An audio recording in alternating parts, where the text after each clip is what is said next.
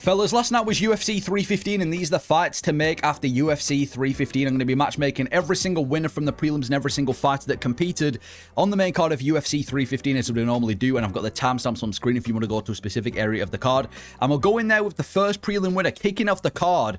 Begzat Almakhan knocks out Brad Katona in just over a minute for his second fight in the UFC. Now, for Begzat Almakhan, I don't want to rush this guy. I think he's got a lot of potential. I said in the breakdown yesterday, I think he does have top 15, top 10 potential in the bantamweight division, but I don't want to rush him. He's still a young guy. He's only winning the UFC's Brad Katona, so I want to test this guy, and I put him in there with Victor Henry. I think Victor Henry's the perfect test for Begzat Almakhan. Begzat Almakhan, like I said, coming off a win over Brad Katona, and Victor Henry is a bit of a win-loss fighter in the UFC, but he's coming off a really good win over Pedro Falco, who's a lot more experienced than Begzat Almakhan. So I think it's just a good test to see how good Begzat Almakhan is in the UFC, and I think the fight itself would be amazing. Begzat Almakhan, this dangerous, quick and precise striker, honestly think he's got what it takes to be one of the top 15 best strikers in this division based on what he's shown in the regional scene. The fact that he dropped Umar in the first minute and the fact that he just knocked out Brad Katona. And Victor Henry's a good striker too. Solid striker, durable, tough guy, just beat the brakes off Pedro Falco for like 15 minutes straight earlier on this year. So I think this is the perfect test for Begzat Almakhan. We're not chucking him straight in the deep end like we did in his UFC debut,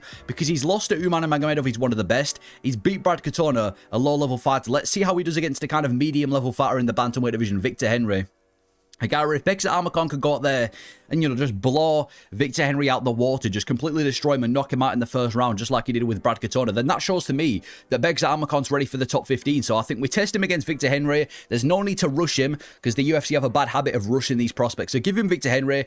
Good step up, good test, and I think it'd be a banger of a fight. And if he can go out there and beat Victor Henry, which I think he would, that shows us that Begzat Almakhan's got a lot more potential, and it shows us that he's potentially top 15 worthy. And then for Daniel Santos, who went out there and had a hard-fought win over Jung Young Lee, beats him on the feet, and then mixes it with the grappling to secure the decision win. For Daniel Santos, I want to see him versus Fernando Padilla. This is a fight that I'd be interested in. Again, a step up for Daniel Santos. I know this fight against Jung Young Lee was on short notice, so I assume he is going to be staying in the featherweight division now. But I think Fernando Padilla could be a good fight. He's on a 3-fight win streak. He's Daniel Santos. Fernando Padilla, 2-2 in the organization, but he is coming off a loss to Sean Woodson, which isn't that shameful. And his 2 wins in the UFC have both been 5 finished too. I think this would be a real interesting striking matchup. Daniel Santos has that classic shoot a box style, heavy Muay Thai based style, where he likes to go out there and just pick people apart with his Muay Thai, swing for the fences like he just did against Jung Young Lee. And Fernando Padilla is more of a rangy striker. He's got decent submission ability, but he likes to use his rangy striker. He's got pop in his shots. He's got a high finishing rate on the regional scene. So I'll be really interested to see the striking matchup between the two of them.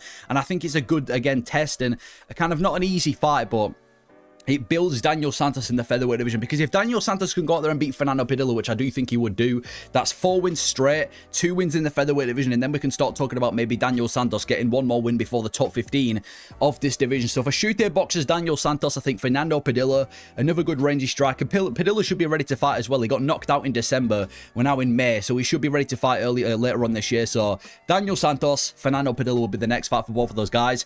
And then Marc-Andre Barriault saves his career by getting the most brutal finish of the night as he elbows Bruno Silva, sends him into hospital, and yeah, just hospitalizes Bruno Silva. So for Marc-Andre Barriault, I kind of feel like I've done him dirty with this matchup, but I do Marc-Andre Barriault versus Marco Tulio. I know I just match-made Marco Tulio against somebody else, but I'm pretty sure the guy that I match-made him against is now booked, so I do Marc-Andre Barriault versus Marco Tulio. Now again, I do feel like I'm kind of doing Marc-Andre Barriault dirty, but he's coming off a win. He just knocked out Bruno Silva after his losing streak, and Marco Tulio's this massive prospect again, I think, from a shooter box with a high finishing rate, amazing striker. I think this could be an interesting fight. The heavy pressure style of Marc-Andre Barriault, as he just showed against Bruno Silva, against one of the best up-and-coming strikers in this division, in the middleweight division, in Marco Tulio. And when Marco Tulio wins, I do feel a bit bad for Marc-Andre Barriault, because I'm kind of setting him up, but he's coming off a win. So if Marco Tulio does get this win, I think that would be the final stamp before we can start talking about him getting somebody in the top 15. I think if Marco Tulio can go out there and beat Marc-Andre Barriault, give him somebody in the top 15, maybe like a Vittori or something. So for Marc-Andre Barriault, I'd give him Marco Tulio. Again, I do feel like I'm kind of feeding him to the sharks, but I mean, we can't reward him too much. He's beat Bruno Silva, who was on a 4-fight winning streak. Previous to that, he was on a 3-fight losing streak, was Marc-Andre Barriault. So Marco Tulio's a good test. A new, young, hungry dude in this division. If he can beat Marco Tulio, that's a massive win for Marc-Andre Barriault. He's just shut down the prospect. But for Marco Tulio, I think this is a good fight to showcase his skills against Marc-Andre Barriault, who's coming off a win. And once he finishes Marc-Andre Barriault, get him somebody in the top 15 of the division. So this is kind of like a final fight before the top 15 for Marco Tulio. And then for Navajo Sterling, beats Ivan Erslan, doesn't do it in super impressive fashion, gets the job done against Ivan Erslan, who's now 0-2 in the UFC. For Navajo Sterling, I'd give him somebody else who competed on this card. I think Navajo Sterling, I'd give him Ian Cutelaba. I don't think he's ready for the top 15. I don't think he's ready for the top dogs of this division, Navajo Sterling. I think he needs to kind of slowly be built up. And Ian Cutelaba's that guy. Cutelaba had won 3 of his last 4 and just lost a very controversial decision to Modestas Bukauskas. Navajo Sterling being 2-0 in the UFC, I think it makes sense. And Navajo Sterling's kind of suffered from being a little bit too complacent in the UFC so far. He's been getting the job done, picking apart his opponents in the UFC, but he looks a bit too complacent. You ain't got the opportunity to be complacent when you're facing Ian Cutelaba. I'm interested to see how Ian Cutelaba would play this strategic matchup, because I don't think he'd let kind of Navajo Sterling play a technical game. I think he'd force him into a dogfight, and that's when we can really start to see Navajo Sterling get tested. They both also come off wins over Ivan Erslan, not, you know, in their last fights, but they both have beaten Ivan Erslan in the UFC. And I think if Navajo Sterling can go out there and beat Ian Cutelaba, that's 3 wins in the UFC. And considering how shallow the light heavyweight division is, I think that would be where we start talking about Navajo Sterling getting somebody in the top 15 of the light heavyweight division. So potentially the final fight before the top 15, Navajo Sterling. I'd give him Ian Cutelaba. Maybe do it on like an Australian card later this year. I'm going to be building a Perth card in my card builder video tomorrow. So I think if you can get Navajo Sterling on a Perth card later on this year, Ian Cutelaba's the perfect opponent. An experienced guy, a dangerous guy, a guy that's been in the UFC for a long time, a step up in competition for Navajo Sterling without having to rush him and put him in the deep end, because I don't think Navajo Sterling's ready for the top 15 just yet. And then for Modestas Bukauskas, who just beat Ian Cutelaba, very controversial scorecard. I did think that Modestas Bukauskas got enough to get the win, but I definitely didn't think it was 30-27, but he's now riding a 3-fight winning streak, and a 3-fight winning streak in the light heavyweight division is a lot. And if you take away that loss to Vitor Petrino, he's won like 6 fights. Well, he's won like, I guess, 6 of his last 7 fights if you take away the fight with Petrino. So for Modestas Bukauskas, it's going to be somebody in the top 15, and I think a good step up for Bukauskas could be none other than Nikita Krylov. I think Nikita Krylov's a good step up for Modestas Bukauskas. Nikita Krylov has just got knocked out by Dominic Reyes. He's going to need a bit of a step down in competition, and he just took a bunch of time off. And I think Modestas Bukauskas, being on a 3-fight winning streak with 2 finishes, give him somebody in the top 15, give him Nikita Krylov, get that fight done later this year. Bukauskas, Krylov, so Bukauskas can get somebody in the top 15. And Jasmine Jasudavicius got her career best win against Jessica Andrade. Flawless victory, picks her up, slams her, gets the rear naked choke, and makes it look easy against Jessica Andrade. That's a statement-making performance from Jasmine Jasudavicius. Canadian women are doing it best. And I think Jasmine Jasudavicius is now in a position where she's only like 1 fight away, in my opinion, from a title fight in this division. And I feel like I would do Jasmine Jasudavicius versus Manon Fiorot. This is the fight to make, in my opinion, for Jasmine Jasudavicius. She's been on a massive winning streak since losing to Tracy Cortez with 3 finishes. Manon Fiorot obviously just lost the title fight to Valentina Shevchenko, so she's going to need a bit of a step down in competition. Not too big of a step down, but she's obviously going to be fighting down after losing to Shevchenko. And the fact that Jasmine Jasudavicius won on this card, I think if she can go out there and beat Manon Fiorot, I think we've got to talk about her getting a title fight next. So for me, this is the fight that gives Jasmine Jasudavicius a title fight. Maybe do it in like a... I can see the UFC doing this in like an Apex main event. Jasudavicius versus Fiorot. They kind of do that in this division whenever there's like a #1 contender fight in the flyweight division. They like to kind of stick it as like an Apex main event or a Fight Night main event. So Jasudavicius, give him Manon Fiorot, and if Manon Fiorot can beat Jasudavicius, that's a big win. So that will be the fight I'd make for Jasmine Jasudavicius. Give her a #1 contender fight against Manon Fiorot to get the title fight. And then for Mike Malott, gets a really impressive win as he brutalizes Charles Radke in front of the Canadian fans, which I'm sure the Canadians were waiting for. For Mike Malott, I think there's a lot of matchups you can give him in the welterweight division. I think the top 10 is probably too far-fetched for Mike Malott, but I think a perfect fight for him next, especially with the timing of everything, could be the loser of Kevin Holland and Vicente Luque. Yeah, this fight makes sense in my opinion. Mike Malott has looked amazing in the UFC. If you take away that loss to Neil Magny, which he's definitely going to stay in his record, he's looked amazing. 5 wins in the UFC, 4 finishes, just finished Charles Radke.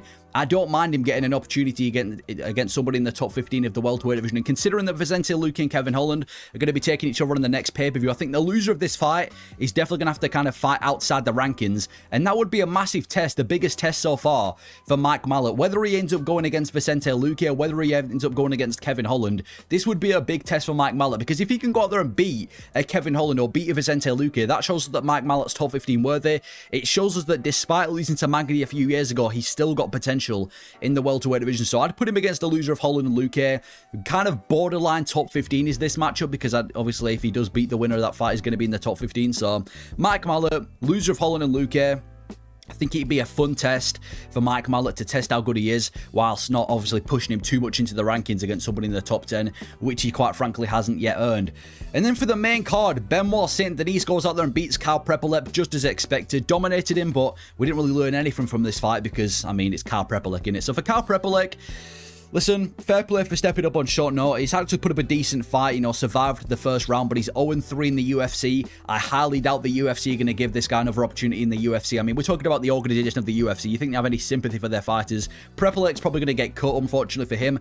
But for Benoit Saint-Denis, now I was originally going to put him against Grant Dawson because I thought that could be a kind of fair matchup, but I've recently got a new matchup and I think this will be guaranteed violence for the lightweight division. Imagine Benoit Saint-Denis versus Michael Chandler. I don't care if Michael Chandler needs a bigger step down in competition. I don't care if Benoit Saint-Denis doesn't deserve to fight ranked above him. This fight would be guaranteed violence. Both of these guys have dished out violence before. You know, Benoit Saint-Denis is a marauder. Michael Chandler, even though he's, you know, completely washed, he's still a very dangerous dude in this division. Both guys are susceptible to taking a beating. We've seen Benoit Saint-Denis get the shit beaten out of him before. We've just seen Michael Chandler get the shit absolutely destroyed out of him by Paddy Pimblett. This would be guaranteed violence. Two guys that are kill or be killed fighters. Imagine like a fight night main event in Paris, Benoit Saint-Denis versus Michael Chandler on like a pay-per-view main card. This would be one of the most violent fights you can make in the UFC. Honestly, I'd probably lean towards Benoit Saint-Denis to win this fight as well because Michael Chandler looked awful in his last few fights, but you never know, man. BSD, Michael Chandler, get the fight done. This would be guaranteed violence for the lightweight division. And I think it's big for the winner as well. If Michael Chandler beats Benoit Saint-Denis, back in the winning column. If BSD beats Michael Chandler, back on a winning streak, give him somebody else in the top 10. BSD, Chandler, the most violent fight you can make at 155. Let's get the fight done. And then for Natalia Silva, she beats Alexa Grasso. So we'll start off with Alexa Grasso, who I think she should take on next. I think for Alexa Grasso, I think she should take on the winner of what am I in about? Rose Namajunas and Miranda Maverick, who are going to be taking each other on at UFC Atlanta in the co-main event. Yeah, she's now on a 2-fight losing streak, is Alexa Grasso. I think she needs to kind of stay away from the title picture as of right now. And somebody else who's had to stay away from the title picture is Rose Namajunas, as she was also losing to the top contenders of this division as she takes on Miranda Maverick. They're both in a very similar position, Grasso and Namajunas. Not yet good enough for the top 5, but definitely good enough for the top 10 of the division. So I think if Namajunas can go out there and beat Miranda Maverick, Grasso versus Namajunas, a fight between two women in the top 10 of the flyweight division. Hopefully not a fight night main event. Maybe just stick it on a pay-per-view main card or a fight night main card, whatever you do with that fight. And if Miranda Maverick can beat Rose Namajunas, a former champion Alexa Grasso was a great test for her too. So Grasso, give the winner of Namajunas and Maverick. I think it's a good step down in competition whilst also staying relevant in the division. And for Natalia Silva, there's only one fight that makes sense next, and it is Valentina Shevchenko. This is the fight to make next. Natalia Silva's undefeated in the UFC on a huge winning streak, just looked amazing against Alexa Grasso, and Shevchenko, I mean, it's the only contender in this division for Shevchenko right now. She looked amazing, did Natalia Silva. She looked amazing. Her striking was on point. I think she's arguably the best striker in this division right now, and the only person that can come close or even debatable is Valentina Shevchenko herself. And even though Shevchenko obviously beat Grasso before, I'd argue that Natalia Silva's win over Grasso was more impressive. The fact that he just completely picked her apart on the feet. So I do Natalia Silva versus Valentina Shevchenko. I do think Natalia Silva has a really good chance of winning this fight, and we also get to see how good the grappling is of Natalia Silva, which we haven't really seen before or haven't really been tested before in this division so far. So Shevchenko, Natalia Silva, get this fight done for a co-main event of a pay-per-view. It's the only fight next for Shevchenko in this division because Natalia Silva is the only contender.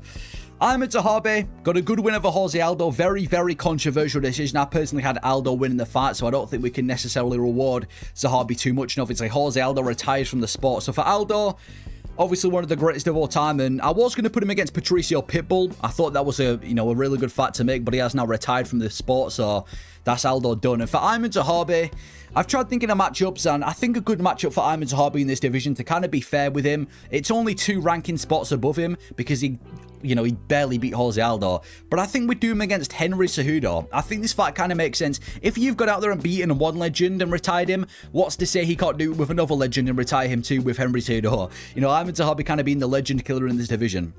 Cejudo is in a very bad career spot. 3-fight losing streak, just lost to Song Yudong in the main event, and since coming back to the UFC after his title run, he's looked completely awful, and it's just not been going his way. So I think we give Ayman Zahabi a chance, 2 ranking spots above him, to take on Henry Cejudo. And if Zahabi can beat Cejudo, which I do think he could do, then we can start talking about Ayman Zahabi against potentially the top 5 of the bantamweight division. We have a new contender in the bantamweight division too with Ayman Zahabi, and obviously if Henry Cejudo can win that fight, then he's back in the winning column after years. So I think that fight makes sense. Cejudo versus Zahabi, another legend to give to Zahabi, let it be the legend killer. And I don't mind it if Zahabi's the guy to retire Cejudo, because Cejudo's takes, I kind of want the guy to retire, if I'm being honest. I have no real itch to see Cejudo back in the octagon, but if we are going to see him in there, at least make it and let someone make a name off him. Let Ayman Zahabi be that guy. Zahabi, Cejudo, get the fight done. And then for Valentina Shevchenko, like I said before, already match-made Shevchenko against Natalia Silva. But if they do Zhang Weili versus Valentina Shevchenko, I don't mind that fight. So I don't mind if it's Shevchenko versus Silva, or if Weili gets a step up and gets double champ status against Shevchenko. I'm not bothered, but if it is going to be in this division, there's only one fight, and it is Natalia Silva. And then for Mr. Jack Della Maddalena, or for the main event, should I say, JDM goes out there and outboxes Belal Muhammad across 25 minutes, or at least for 20 minutes, and gets the win for Belal Muhammad. Now, for Belal Muhammad, I already know the UFC are going to be ruthless with how they matchmake Belal Muhammad. The UFC are going to try and keep Belal Muhammad as far away of the title picture as they can for a while. They don't want Belal Muhammad to be a champion. They didn't want me to be a champion before, and now that he's lost, they're going to use that as an excuse to keep Belal Muhammad as far away from this picture as possible. But personally, I think a good fight for Belal Muhammad next could be the winner of Joaquin Buckley and Kamaru Usman. Now, you might argue that the winner of Buckley and Usman deserve a bigger fight than Belal Muhammad. They deserve a title fight or whatever, but if you look at this division, there's too many contenders. I'd say the fighters who have kind of solidified themselves in the title picture are Shavkat, Gary, and Brady. Those are the guys who should be in title fights. Those are the guys who should be in #1 contender fights and fighting around that conversation of winning a belt. Whereas I feel like Joaquin Buckley and Usman, as of right now, are just outside of that conversation. The winner of that fight is definitely in the title picture too, but right now, they're outside of that conversation. If Kamaru Usman can go and beat Joaquin Buckley in a massive win, then Belal Muhammad versus Usman is a no-brainer. They've got beef. It's one of the biggest rivalries in the welterweight division right now. I think the build-up to that fight would be amazing. So, Bully versus Usman, that fight will be amazing if Usman can beat Buckley. And inevitably, when Joaquin Buckley does beat Kamaru Usman, Buckley versus Belal Muhammad, I think, will be a great fight. And to be fair, if the UFC are trying to keep Belal Muhammad away from the title picture, Buckley, stylistically, one of the worst fights in this division for Belal Muhammad. So, Buckley versus Belal, Usman versus Belal, I think if they do beat Belal, that's their title shot done. So, let's say that Joaquin Buckley beats Kamaru Usman. You do him versus Belal Muhammad in a fight night main event or a pay-per-view co-main event. And if you can beat Belal Muhammad from there, give him his title shot. So, it means something for the winner of Buckley and Usman. It gets them a title fight, and it also gives Belal Muhammad a chance to beat your top contender and start racking up the wins. So, hopefully, eventually in the future, he can get his title fight again. So, for Belal Muhammad, the winner of Joaquin Buckley and Kamaru Usman would be the obvious fight to make.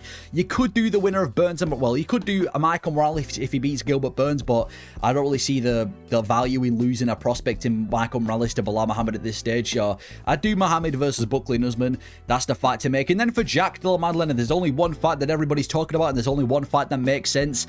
Jack Della Maddalena versus Islam Makhachev, one of the biggest fights you can do for 2025.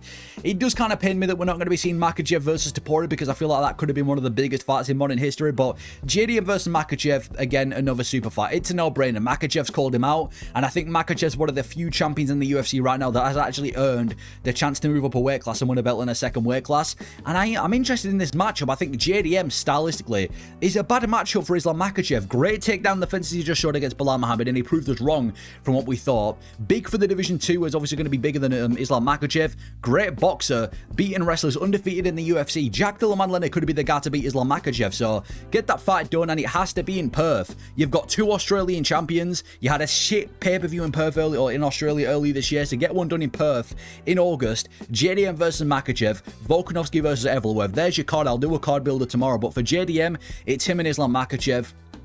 It's a no-brainer. You could do the winner of Ian Gary and Sean Brady, make that fight in the winner faces JDM, but that doesn't have anywhere near the hype as a Makhachev title fight against JDM. So JDM Makhachev, honestly, I'd go out there and say this is a 50-50 fight at this moment in time. It's a huge fight, pound for pound #1 versus a newly crowned champion. Get that fight done later this year. But that is the matchmaking I would do after UFC 315, every fight I would make. Let me know your thoughts and if you agree or disagree with these fights that I've made. Thank you for watching.